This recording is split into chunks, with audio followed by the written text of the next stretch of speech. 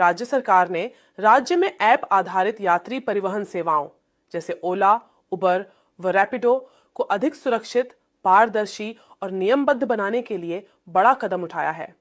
परिवहन मंत्री प्रताप सरनाईक ने स्पष्ट किया है कि राज्य में संचालित सभी एग्रीगेटर कंपनियों को 1 सितंबर 2026 तक परिवहन विभाग में अनिवार्य रूप से पंजीकरण कराना होगा।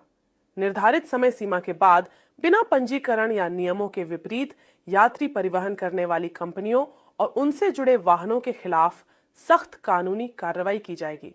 राज्य में ओला, उबर व रैपिडो सहित अन्य ऐप आधारित यात्री परिवहन सेवाओं का तेजी से विस्तार हुआ है और प्रतिदिन लाखों लोग इन सेवाओं का उपयोग करते हैं। ऐसे में सरकार यात्रियों की सुरक्षा, सेवा की गुणवत्ता और कंपनियों की जवाबदेही सुनिश्चित करने पर विशेष जोर दे रही है। परिवहन विभाग का मानना है कि नई एग्रीगेटर नीति के प्रभावी क्रियान्वयन से अवैध यात्री परिवहन पर रोक लगाने के साथ साथ यात्रियों को अधिक सुरक्षित और विश्वसनीय सेवाएं उपलब्ध कराई जा सकेंगी। सभी आवश्यक दस्तावेज होना अनिवार्य। परिवहन मंत्री प्रताप सरनाईक ने कहा कि तकनीक के माध्यम से नागरिकों को बेहतर सुविधाएं मिलनी चाहिए, लेकिन सुविधा के नाम पर कानून की अनदेखी कर यात्रियों की सुरक्षा से खिलवाड़ किसी भी स्थिति में स्वीकार नहीं किया जाएगा। उन्होंने कहा कि सरकार एग्रीगेटर व्यवसाय के खिलाफ नहीं है, बल्कि उसका उद्देश्य इस क्षेत्र को स्पष्ट नियमों और जवाबदेही के दायरे में लाना है।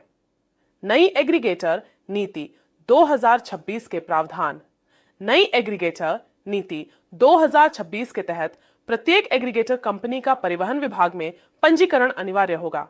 कंपनियों से जुड़े सभी वाहनों के पास वैध परमिट, वैध पंजीकरण और आवश्यक दस्तावेज होना जरूरी रहेगा।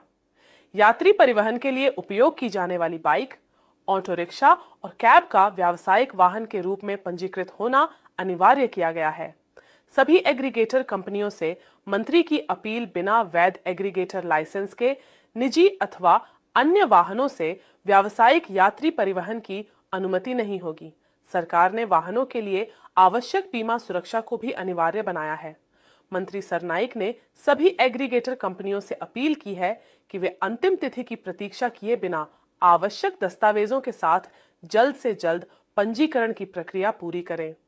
उन्होंने दोहराया कि 1 सितंबर के बाद यदि कोई कंपनी या वाहन अवैध रूप से यात्री परिवहन करते पाया गया तो उसके खिलाफ बिना किसी रियायत के सख्त कानूनी कार्रवाई की जाएगी।